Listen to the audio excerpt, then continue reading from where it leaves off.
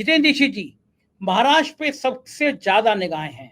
उत्तर प्रदेश के बाद सबसे ज्यादा सीटें देने वाला राज्य है महाराष्ट्र, और वहां की राजनीति किसी के पल्ले नहीं पड़ रही।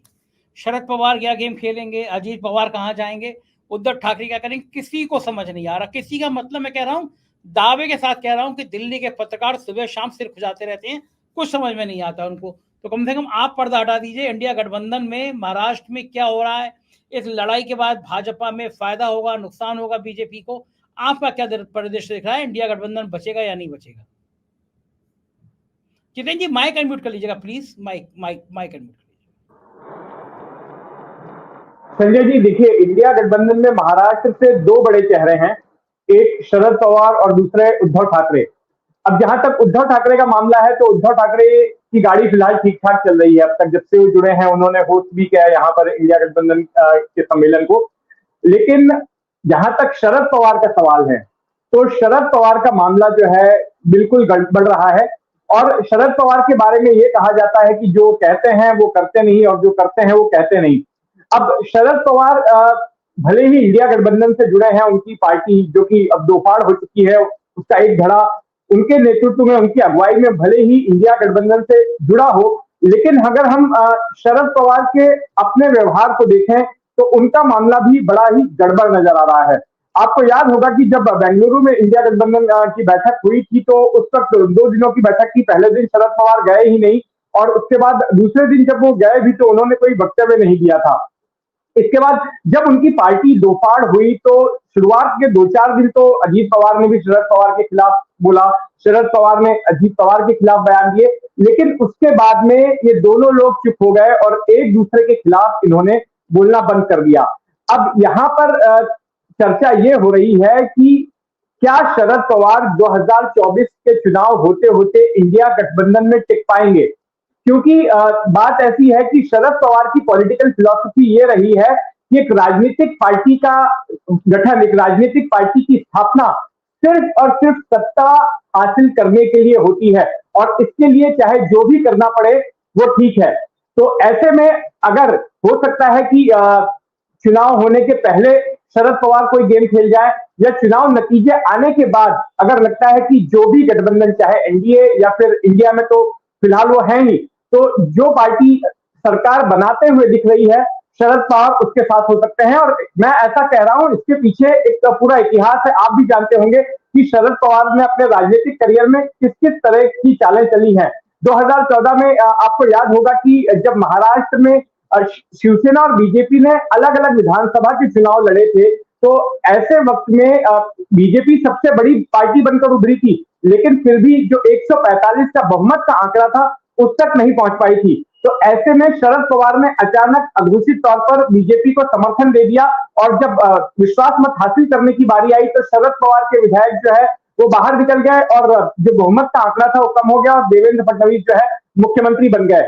अब असली खेल जो है ये नजर आएगा कि सीटों का बंटवारा जो होना है। शरद पवार ने बैठकें लेनी शुरू कर दी है, कल भी उन्होंने एक बैठक ली थी किस तरह से लोकसभा के चुनाव में सीटों का बंटवारा होना है, कौन कौन सी सीटों पर पार्टी लड़ना चाहती है। उन्होंने ये भी स्पष्ट कर दिया कि उनका नाम चल रहा था कि वो माढ़ा लोकसभा सीट से चुनाव लड़े। उन्होंने स्पष्ट कर दिया कि मैं चुनाव नहीं लड़ने वाला हूं और मैं ऑर्गेनाइजेशन के लिए काम करूंगा, लेकिन मैं खुद कंटेस्ट नहीं करने वाला हूं। लेकिन दूसरी तरफ कांग्रेस के मिलिंद देवड़ा का बयान आया है। मिलिंद देवड़ा पूर्व सांसद रहे हैं दक्षिण मुंबई से, इसके अलावा मुंबई कांग्रेस के अध्यक्ष रहे हैं, केंद्रीय मंत्री रह चुके हैं। उन्होंने अभी कल ही एक अहम बयान दिया और उनका यह कहना है कि महाराष्ट्र में विपक्ष की ओर से सबसे बड़ी पार्टी जो है कांग्रेस होगी और जो मोर्चा बीजेपी विरोधी मोर्चा जो महाराष्ट्र में बन रहा है उसकी अगुवाई जो है कांग्रेस करने वाली है। और जाहिर तौर पर ये संकेतों में ये बात कह रही है कांग्रेस की जो सीटों का बंटवारा होगा तो उसमें कांग्रेस का अपर हैंड होने वाला है, क्योंकि जिस तरह से दोनों ही जो महाविकास आघाड़ी के घटक दल थे शिवसेना और एनसीपी दोनों ही दो फाड़ हो चुके हैं और ऐसे में कांग्रेस जो चौथे नंबर की पार्टी थी अब एक नंबर की विपक्षी पार्टी बनकर उभरी है। मिलिंद देवड़ा का यह भी कहना है कि हिमाचल में और कर्नाटक में जिस तरह से कांग्रेस को सफलता मिली है उसके बाद हमारा मोरल काफी यहां पर बढ़ा हुआ है और आने वाले चुनाव में हम कोशिश करेंगे कि ज्यादा से ज्यादा सीटें जो है लोकसभा की हम लड़ें। तो अब जब सीटों का बंटवारा होना होगा, पिछली बार कांग्रेस और एनसीपी ने साथ मिलकर लोकसभा चुनाव लड़ा था। इस बार तीन पार्टियां हैं, कांग्रेस है, एनसीपी है और उद्धव ठाकरे वाली शिवसेना है। तो इनके बीच सीटों के बंटवारे को लेकर जो बात सामने आएगी, जो कुछ भी होगा वो काफी दिलचस्प होगा और देखने लायक होगा, क्योंकि कांग्रेस इस बार अपने आप को काफी असर्ट करने वाली है। तो दो बातें गौर करने वाली होंगी जो इंडिया गठबंधन के भविष्य को तय करेंगी। एक कि सीटों का बंटवारा किस तरह से होता है, उसको लेकर क्या बातचीत होती है, और दूसरा कि शरद पवार किस करवट बैठते हैं। संजय जी।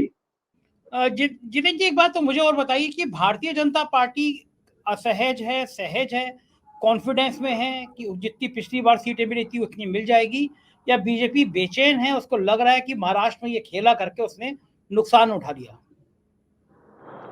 देखिए, बिल्कुल जाहिर तौर पर बीजेपी इस पूरे मामले में बेचैन ही लग रही है, और खास करके अगर देखें कि जो स्थिति इस वक्त, अगर हम राज्य सरकार की ही बात करें तो एकनाथ शिंदे के ऊपर तलवार लटक रही है एक तरह से, क्योंकि अभी स्पीकर का फैसला आना, स्पीकर टाल मटोल कर रहे थे, जो अयोग्यता की याचिका उनके सामने पेश की गई थी और सुप्रीम कोर्ट ने बार बार फटकार लगाई और अब 30 तारीख तक की मियाद दी है। तो ऐसे में एक यहाँ पर चर्चा ये भी हो रही है कि एकनाथ शिंदे अगर उनको अयोग्य घोषित कर दिया जाता है और अगर उनकी सरकार गिर जाती है, तो ऐसे में महाराष्ट्र में मध्यावधि चुनाव भी हो सकते हैं। तो इन तमाम बातों को लेकर, लेकिन दूसरी तरफ आपने जैसे कि ओपनिंग रिमार्क में ये बात कही थी कि बीजेपी हिम्मत नहीं कर पा रही है बीएमसी चुनाव करवाने की। मुंबई महानगर पालिका समेत करीब 15 महानगर पालिकाएं ऐसी हैं जिनके की चुनाव पिछले 2 सालों से पेंडिंग है, लेकिन बीजेपी वहां पर चुनाव नहीं करवा रही है। जाहिर तौर पर ये इसी बात को इंगित करता है कि बीजेपी कहीं ना कहीं आशंकित है, कहीं ना कहीं चिंतित है लोकसभा चुनाव में अपने परफॉर्मेंस को लेकर। जितेंद्र भाई, आपका क्या मानना है पूरी डिबेट में? माइक अनम्यूट जितेंद्र भाई, माइक। देखिए संजय भाई, अगर महाराष्ट्र की बात करें तो महाराष्ट्र में ये गठबंधन कितना मजबूत होगा, ये तब तस्वीर साफ हो पाएगी जब इन तीनों ही पार्टियों के बीच सीट शेयरिंग को लेकर बैठकें शुरू होंगी। पिछली बार 2019 के चुनाव के वक्त में कांग्रेस और एनसीपी ने मिलकर चुनाव लड़ा था और इन दोनों ही पार्टियों के बीच सीट शेयरिंग होनी थी, लेकिन अब शिवसेना, ठाकरे गुट वाली शिवसेना भी आ गई है और जो सीटों का बंटवारा होना है वो इन तीनों ही पार्टियों के बीच होना है। और ये ऐसे केस में है जब कांग्रेस अपने आप को असर्ट कर रही है। कांग्रेस ये मान रही है कि जब इतना कुछ घटनाक्रम हो गया महाराष्ट्र में, उसके बावजूद हमने अपने कुंबे को जो है इंटैक्ट रखा, हमने अपने कुंबे को बनाए रखा, और कांग्रेस दूसरी तरफ महत्वाकांक्षी भी हो गई है। पिछली बार सिर्फ एक ही सीट जीत पाई थी कांग्रेस, लेकिन इस बार उसको उम्मीद है कि उसका परफॉर्मेंस पहले से काफी बेटर होगा। तो ऐसे में जब इनके बीच सीट शेयरिंग होगी, तब मुझे आशंका है कि हो सकता है इन तीनों ही पार्टियों के बीच में कोई फ्रिक्शन हो, और उस फ्रिक्शन को पार्टियों के नेता और खास करके शरद पवार का उसमें क्या रुख होगा, ये देखकर ही अंदाजा लग पाएगा कि ये गठबंधन कितना चल पाता है।